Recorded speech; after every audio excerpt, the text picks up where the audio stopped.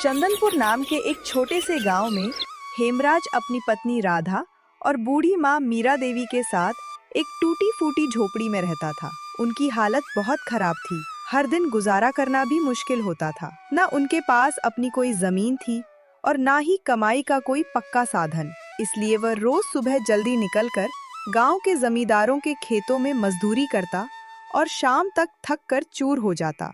इतनी मेहनत के बावजूद उसके चेहरे पर कभी शिकायत नहीं होती थी। उसकी यह हालत देखकर राधा और मीरा देवी हमेशा चिंता में डूबी रहती थी। राधा, मन बहुत घबराता है। ना अपना घर, ना जमीन।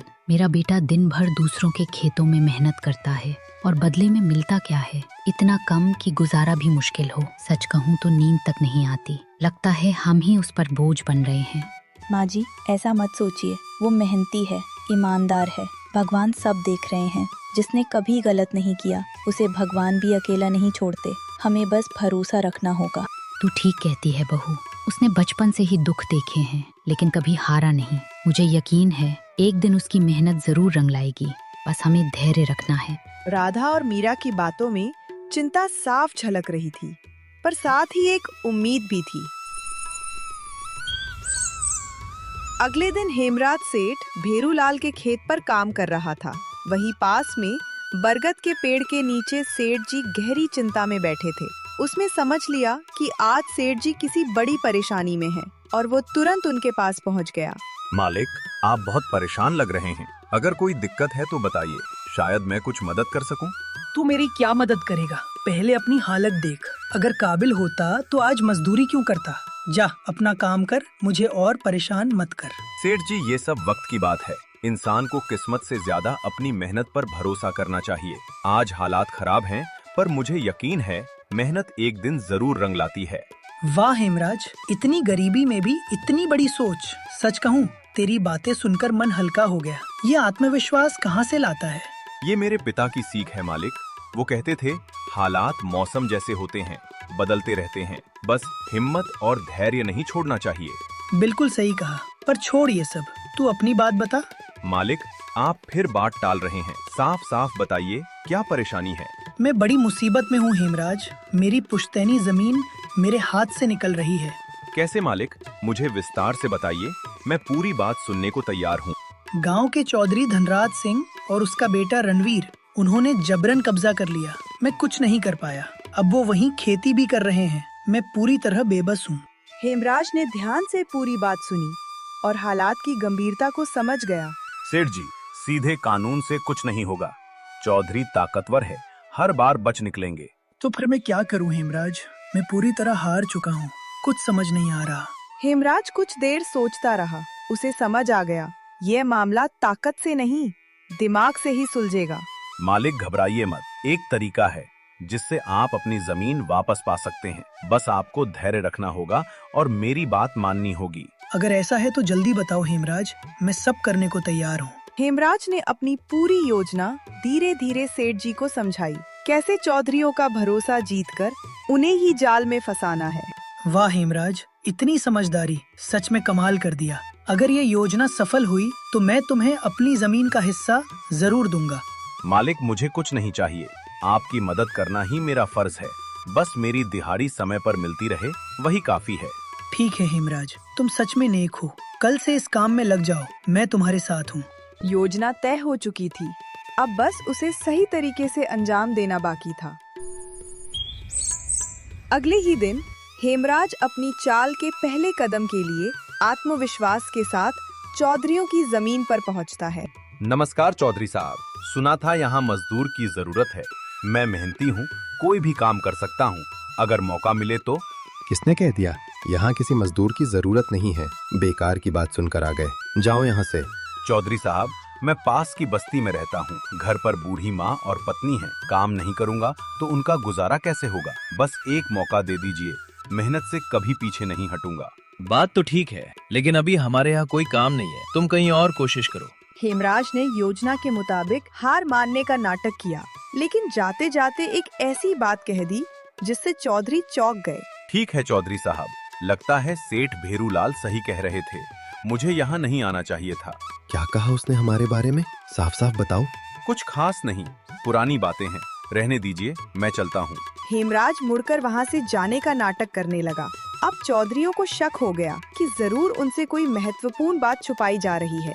अरे रुको, इधर आओ, काम मिल सकता है। पहले ये बताओ भेरूलाल ने क्या कहा? ठीक है चौधरी साहब, जो आप कहेंगे मैं करूँगा। पहले सच बताओ, भेरूलाल क्या बोल रहा था हमारे बारे में? अब हेमराज ने अपना खेल शुरू किया। उसने चालाकी से सेठ भेरूलाल की बुराई करनी शुरू की ताकि चौधरियों का भरोसा जीत सके। चौधरी साहब, मैं पहले भेरूलाल के यहाँ काम करता था, लेकिन वो बहुत कंजूस है। दिन भर काम करवाता था, फिर भी पूरी मजदूरी नहीं देता था। कल तो इतनी बहस हुई कि मैंने वहीं काम छोड़ दिया। अच्छा, फिर उसने हमारे बारे में क्या कहा? गुस्से में वो खुद की तारीफ करने लगा, तो मैंने भी कह दिया कि असली अच्छे जमींदार तो चौधरी धनराज सिंह और रणवीर सिंह हैं। उनके यहाँ मजदूरों की कदर होती है, इसलिए सब वहीं काम करना चाहते हैं। हेमराज की बात सुनकर चौधरियों का अहंकार खुश हो गया। उन्हें लगा ये लड़का उनका ही पक्ष ले रहा है। बिल्कुल सही कहा तुमने, हम अपने मजदूरों की पूरी इज्जत करते हैं। भेरूलाल जैसे नहीं है हम। सही कहा चौधरी साहब, आपकी बराबरी कोई नहीं कर सकता, तभी तो मैं भी आपके पास काम मांगने आया हूँ। हेमराज की बातों में आकर दोनों चौधरी पूरी तरह फंस गए और तुरंत उसे काम पर रख लिया। ठीक है, तुम हमें मेहनती लगे, कल से काम पर आ जाना, मजदूरी समय से मिल जाएगी। धन्यवाद चौधरी साहब, मैं आपको कभी शिकायत का मौका नहीं दूंगा। इस तरह हेमराज ने चालाकी से चौधरियों का भरोसा जीत लिया और अपनी योजना का पहला कदम सफल कर लिया। कुछ दिन ऐसे ही बीत गए। हेमराज ने ऐसी मेहनत दिखाई कि सब हैरान रह गए। वो अकेले ही कई लोगों का काम कर देता था ताकि चौधरियों का भरोसा और मजबूत हो जाए। रणवीर, ये हेमराज तो कमाल का आदमी है, अकेले ही कई लोगों का काम कर देता है। इसे रखकर हमने सही किया। हाँ पिताजी, बहुत मेहनती और सीधा है। दिन भर काम करता है, कभी शिकायत भी नहीं करता। इस पर पूरा भरोसा किया जा सकता है। हेमराज की मेहनत ने उनका पूरा भरोसा जीत लिया था। अब उन्हें उस पर जरा भी शक नहीं था। कुछ दिन और बीते। एक शाम जब चौधरी खेत देखने आए तो उन्होंने देखा कि देर हो चुकी है, लेकिन हेमराज अब भी काम में जुटा हुआ है। हेमराज, शाम हो गई है, अब घर जाओ, आराम कर लो। चौधरी साहब, हमारे जैसे लोगों के लिए आराम कहाँ?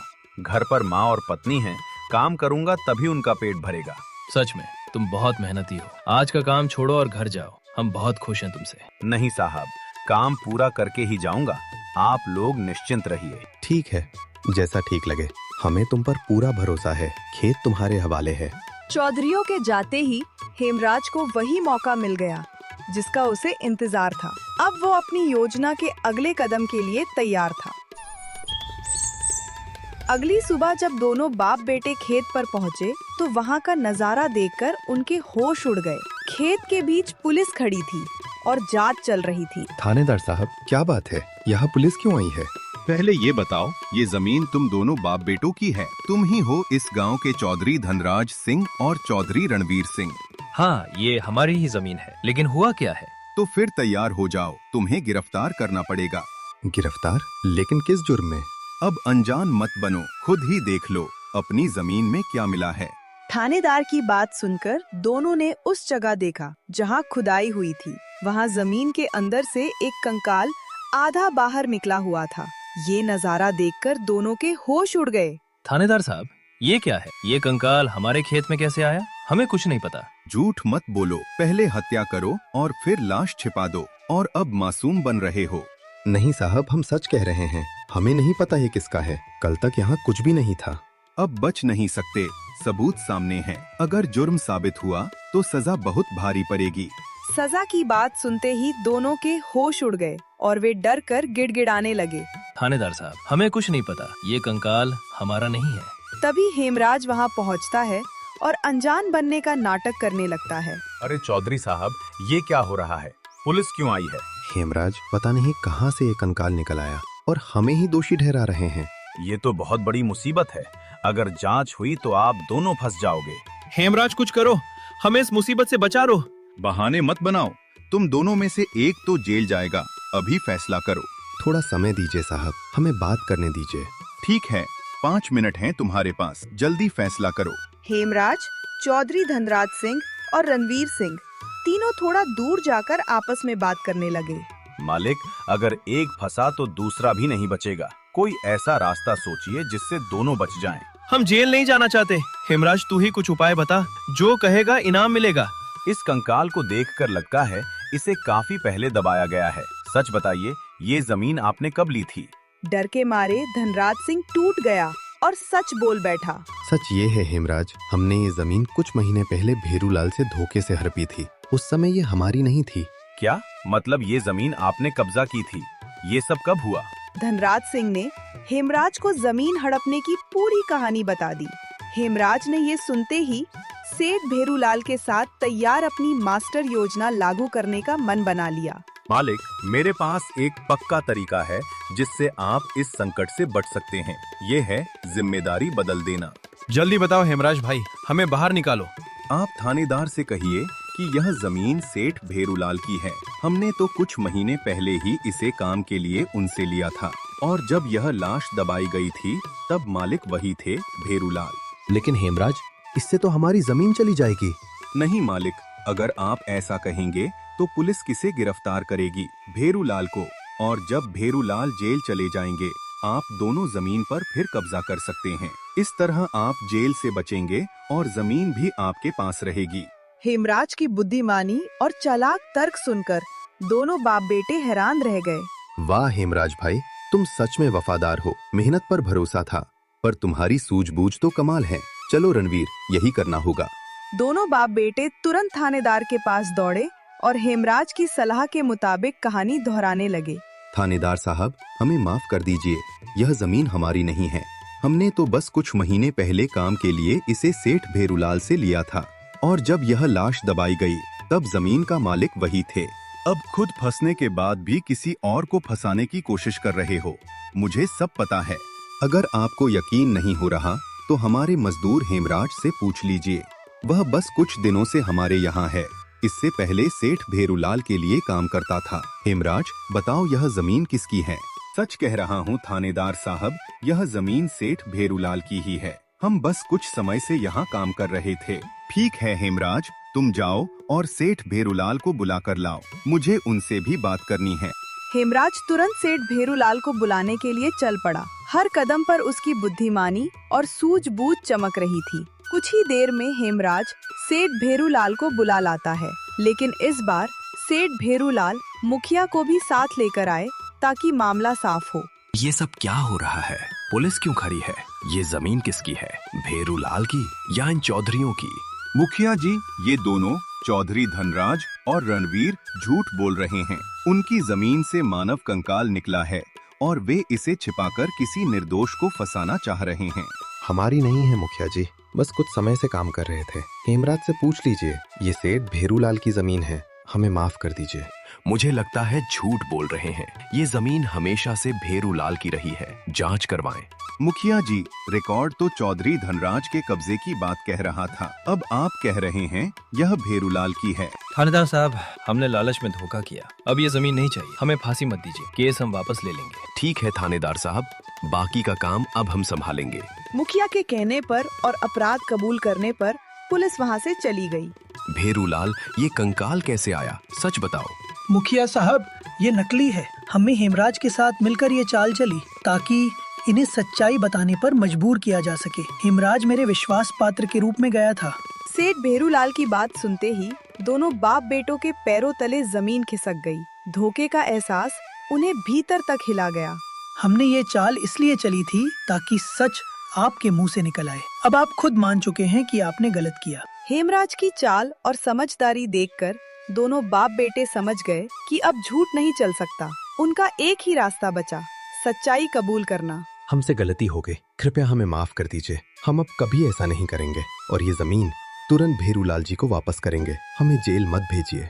पश्चाताप देखकर सेठ भेरूलाल का दिल पिघल गया। उन्होंने उन्हें माफ कर दिया। मुखिया ने भी फैसला बदल दिया और केस वापस ले लिया। हेमराज, तुम्हारी मेहनत और बुद्धिमानी ने मेरी जमीन वापस दिलाई। अब ये जमीन तुम्हारी है। इसे तुम्हें उपहार में देता हूँ। नहीं मालिक, मुझे इसकी जरूरत नहीं। मैं बस आपकी सेवा कर रहा था। नहीं हेमराज, यह तुम्हारे परिश्रम का फल है। तुमने खुद कहा था, मेहनत करते रहो, एक दिन सफलता जरूर मिलेगी। अब तुम्हारी तकदीर का दरवाजा खुल चुका है। अब ये जमीन तुम्हारी है और तुम्हें किसी और के लिए काम करने की जरूरत नहीं है। हेमराज ने अपनी मेहनत और बुद्धि से सेठ भेरूलाल की जमीन वापस दिलवाई और धोखेबाज चौधरियों को सबक सिखाया। अब उसकी मेहनत रंग लाई और गांव में उसका नाम सम्मान के साथ लिया जाने लगा।